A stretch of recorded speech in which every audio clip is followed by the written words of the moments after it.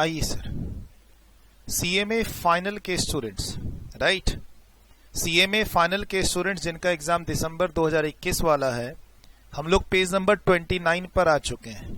Page number 1 से लेकर page number 28 तक की सारी अमेंडमेंट्स डिस्कस हो चुकी हैं। ऑलरेडी उसकी वीडियोस यूट्यूब पे हैं, और अगर आपको मिलने में वो वीडियोस दिक्कत हो तो आप इसी वीडियो के डिस्क्रिप्शन पे जाओ, सारे लिंक अरेंज्ड हैं।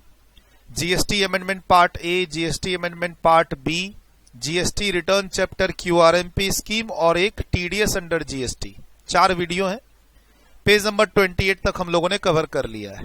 ठीक, आज के इस अमेंडमेंट लेक्चर में एक चीज मैं यहां बता दूं, पेज नंबर 28 में आएंगे आप, GST amendment booklet CMA final के स्टूडेंट्स दिसंबर 2021 एग्जाम नहीं, पेज नंबर 28 पे आएंगे तो ये जो अपील और रिवीजन की अमेंडमेंट्स हैं, सेक्शन 109 हमारे सिलेबस में नहीं है, सीएमए फाइनल के सिलेबस में नहीं है, इसलिए इसकी अमेंडमेंट्स को हमने अपनी क्लास में कवर नहीं किया है। से मान लो सीए फाइनल के स्टूडेंट्स इस सेक्शन को पढ़ रहे हैं, पढ़ने दीजिए।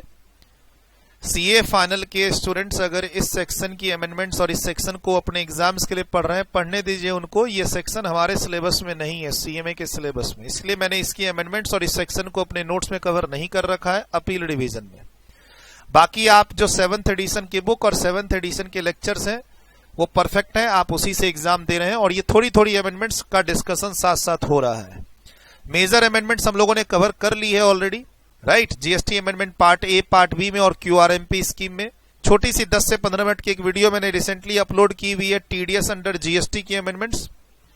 अब इसमें हम लोग offences and penalty chapter number 31, GST 7th addition book volume 2 के चैप्टर नंबर 31, काफी सारे चैप्टर्स हैं जीएसटी में छोटे छोटे, खासकर वॉल्यूम 1 से ज्यादा चैप्टर्स है वॉल्यूम 2 में, लेकिन मसाला वॉल्यूम 1 में ज्यादा है, ये आपने देख लिया है।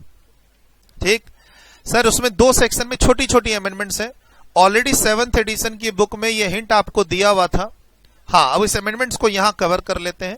एक सेक्शन 122 में एक नया सब सेक्शन आ रखा है 1A, 3-4 लाइन का है मात्र, एक ये अमेंडमेंट्स है, और एक आपका सेक्शन 132 में अमेंडमेंट्स है। छोटी छोटी लाइनों को शिफ्ट किया गया है और या फिर नई छोटी छोटी लाइनों को इंसर्ट किया गया है।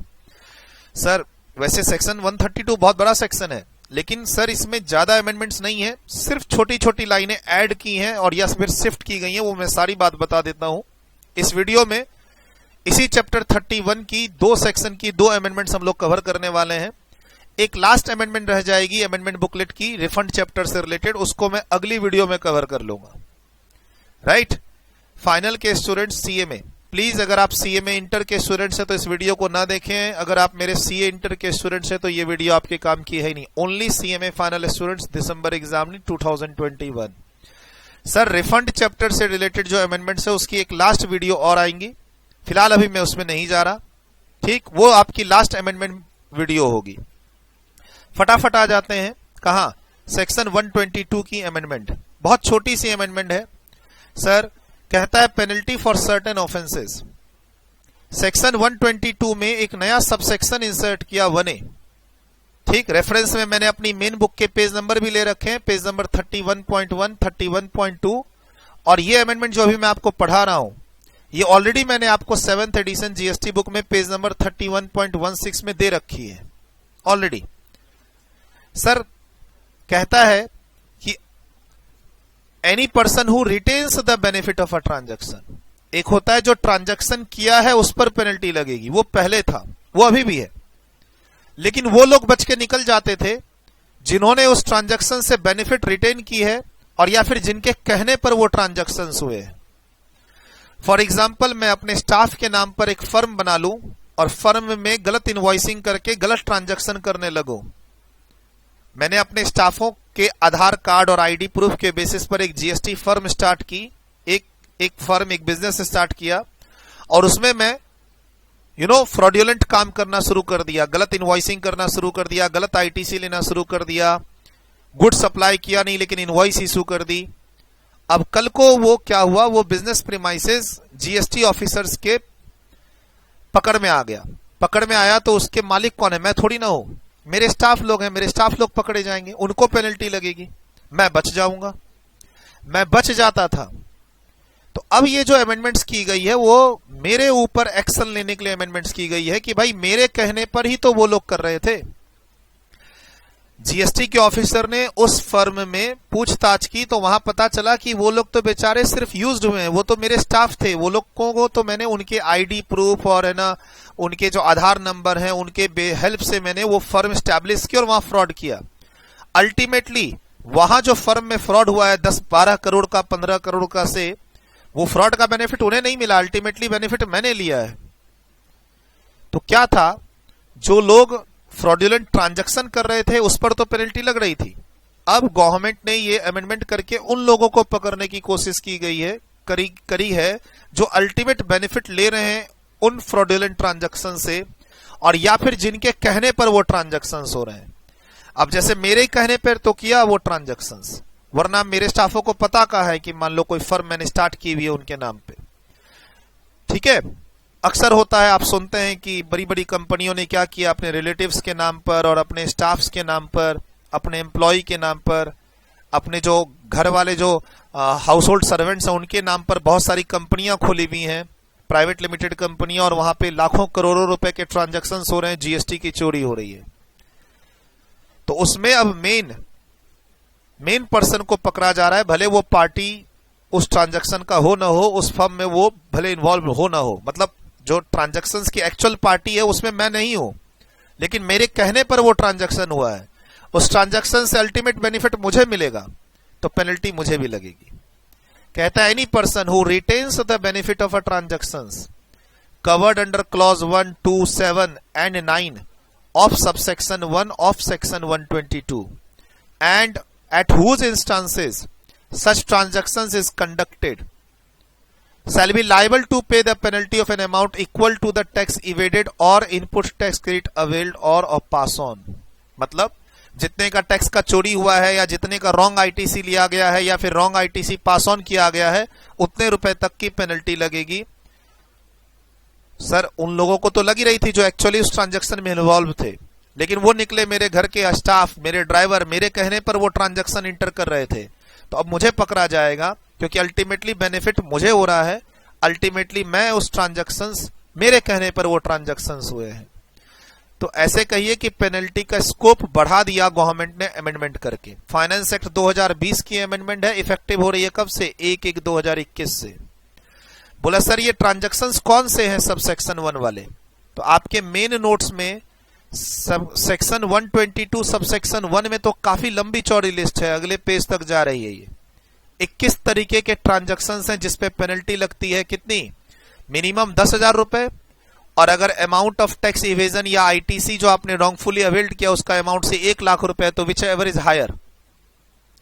सर ये जो पेनल्टी है 10,000 रुपए या फिर amount evaded whichever is higher, ये पेनल्टी इन 21 ट्रांजैक्शन से रिलेटेड है जो आपको क्लास में पूरे अच्छे तरीके से बताई हुई है। सेक्शन 122 सब सेक्शन 1 की 21 तरीके की ऑफेंसेस जिसमें पेनल्टी है, इसमें से 4 को उठाया गया, 4 को उठा के यहां रेफर किया गया, कौन, 1, 2, 7, 9।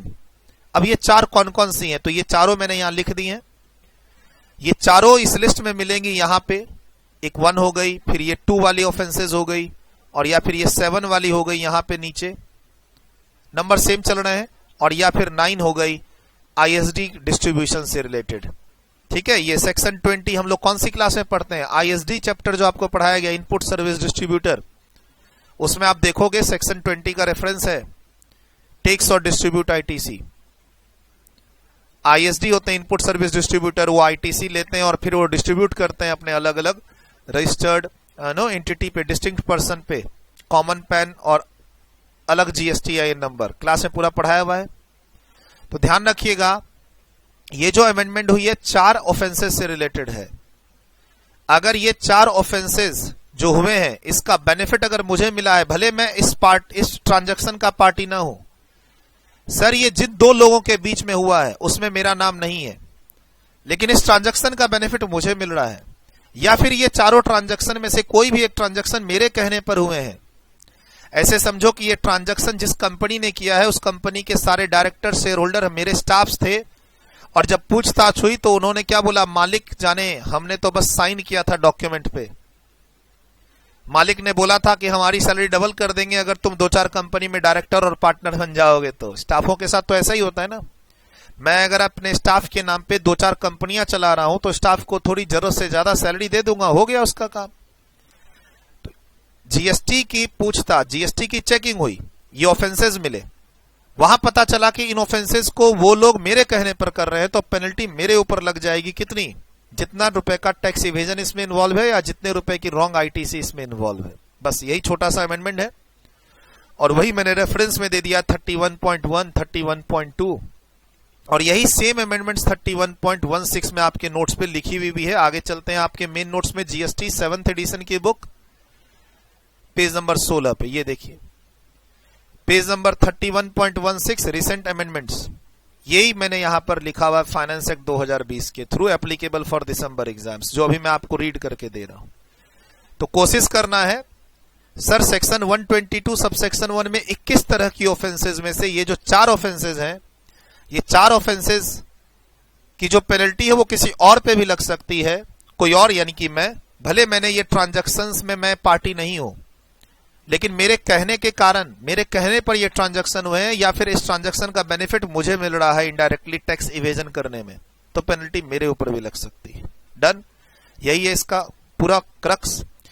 अब आइए सेक्शन 132 जहां पर जेल जाते हैं लोग, कॉग्निजेबल ऑफेंसेस की बात होती है, राइट। कौन से ऑफेंसेस कॉग्निजेबल हैं और नॉन बेलेबल हैं, इसकी बात होती है। फ्रॉड इन्वॉल्व अमाउंट की बात होती है कि फ्रॉड का जो अमाउंट है वो कितना इन्वॉल्व है, right. Section 132, section 132 page number 31.6 में आपको पढ़ाया हुआ है सेक्शन 132, ठीक। इसमें चेंजेस कहां हुए हैं सर? इस सी पॉइंट में चेंज हुए हैं, इसको थोड़ा सा एक्सपेंड कर दिया गया। ई पॉइंट में चेंजेस हुए हैं, ई पॉइंट से ये लाइन हटा के सी पॉइंट में शिफ्ट कर दी गई, बस इतने से चेंजेस हैं। सर सेक्शन 132 की क्या अमेंडमेंट है? सेक्शन 132 की अमेंडमेंट कुछ खास नहीं है, खाली क्या किया है, थोड़ा सा यहां पर जो हेडिंग है वो इंप्रूव की गई है। इसमें भी उन लोगों को इन्वॉल्व किया गया है जिसके कहने पर ऑफेंसेस हुए हैं, भले वो ऑफेंसेस में डायरेक्टली इन्वॉल्व नहीं है।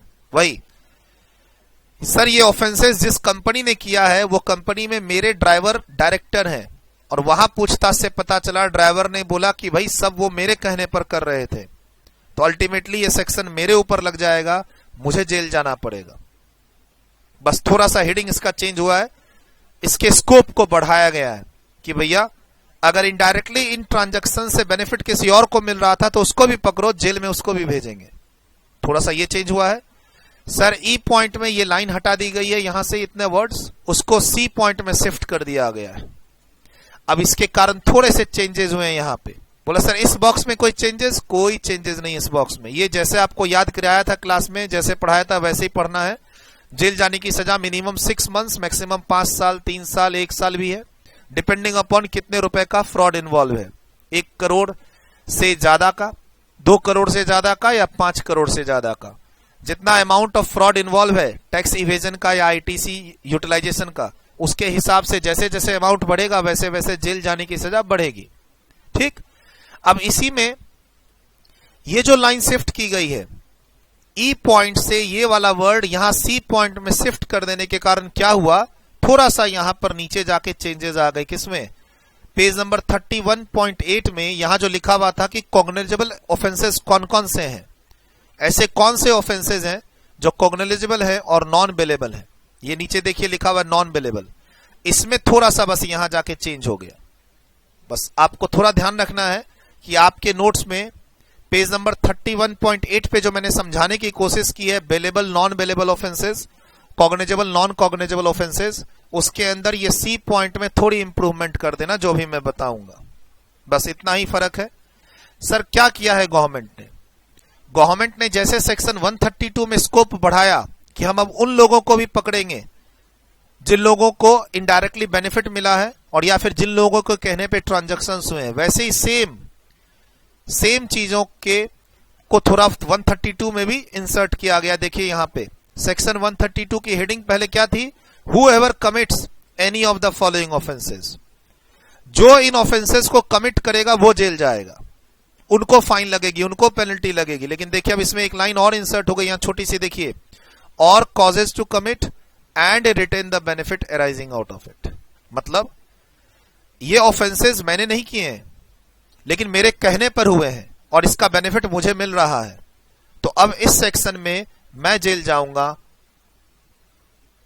हो सकता है गवर्नमेंट उनको छोड़ दे, यानी मेरे ड्राइवर को और मेरे स्टाफर को छोड़ दे, वो तो बेचारे मोहरे थे जो यूज हुए।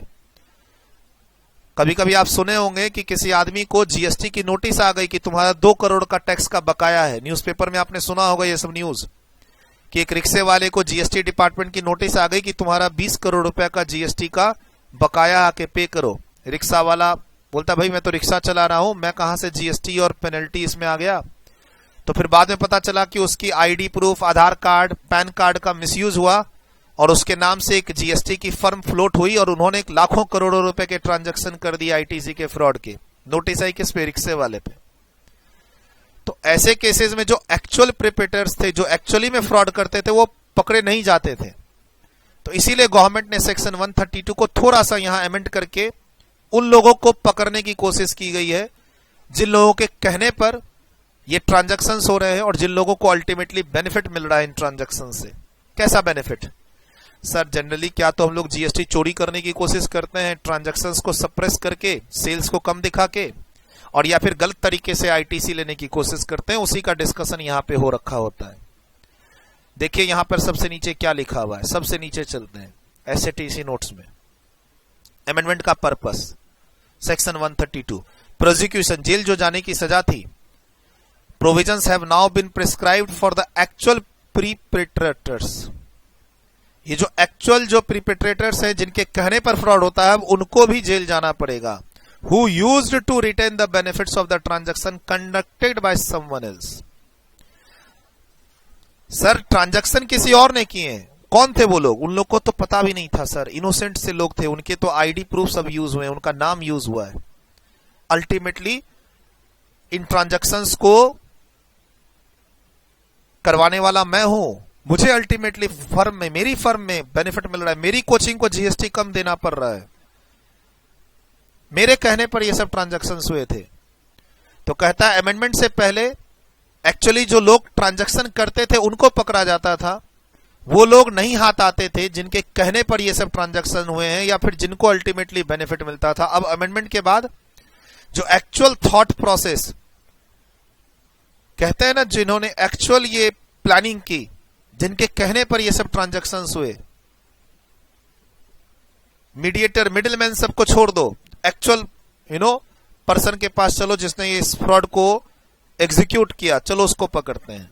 तो भाई सेक्शन में अमेंडमेंट करके ये पावर दिया गया गवर्नमेंट को एक तरह से। प्लस मैंने बोला ना, ई पॉइंट से कुछ बातों को सी पॉइंट में शिफ्ट किया गया।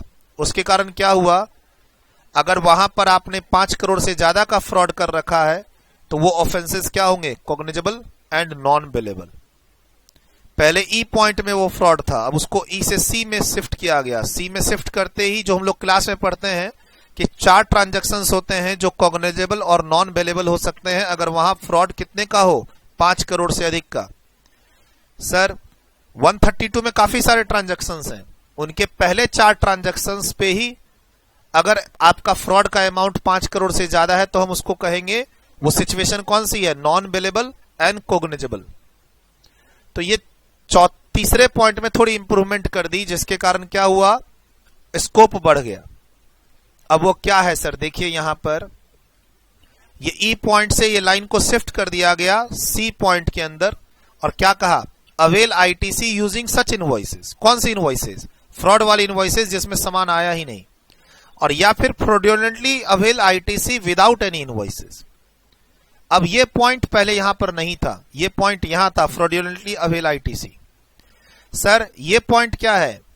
मेरे पास इनवॉइसेस हैं, सामान नहीं है जिसका मैंने आईटीसी लिया है। और ये पॉइंट क्या है? मेरे पास इनवॉइस ही नहीं है और मैंने आईटीसी ले लिया है।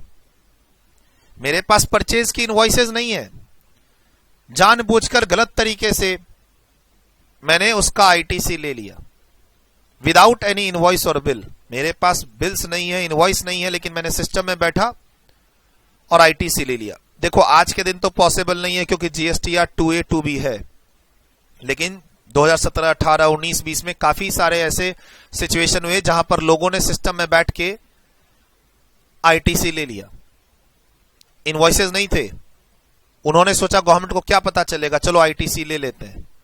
तो अब गवर्नमेंट बोल रही है कि अगर आपने ऐसा आईटीसी लिया है फ्रॉडुलेंट बेसिस पे बिना इनवॉइसेस के और इसका अमाउंट अगर 5 करोड़ से अधिक हो जाए तो ये नॉन बेलेबल ऑफेंसेज है, कॉग्निजेबल ऑफेंसेज है, ठीक। और ऑब्वियस सी बात है, नीचे लिखा हुआ है आपके नोट्स में कि अगर अमाउंट, यहां पे नोट्स में लिखा हुआ है कि अगर फ्रॉड का अमाउंट 5 करोड़ से अधिक हो तो जेल जाने की सजा 5 साल तक हो सकती है, जिसमें काफी सारे क्वेश्चन हम लोगों ने क्लास में किए हैं। देखो सर, मैं सेक्शन 132 तो अभी नहीं पढ़ा रहा हूं, ऑलरेडी क्लास के अंदर पढ़ाया हुआ है।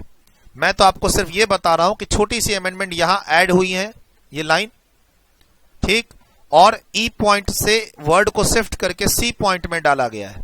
इसके कारण क्या हुआ, इसके कारण आपका जो बाकी कोई अमेंडमेंट्स नहीं है, वो सब वही सब चीज हैं जो क्लास में मैंने आपको पढ़ाया। बाकी क्या हुआ इसके कारण, ये जो आपकी पेज नंबर 8 पे लिस्ट है cognizable and non bailable offences की, उस लिस्ट में यहां चेंजेस कर देना बस।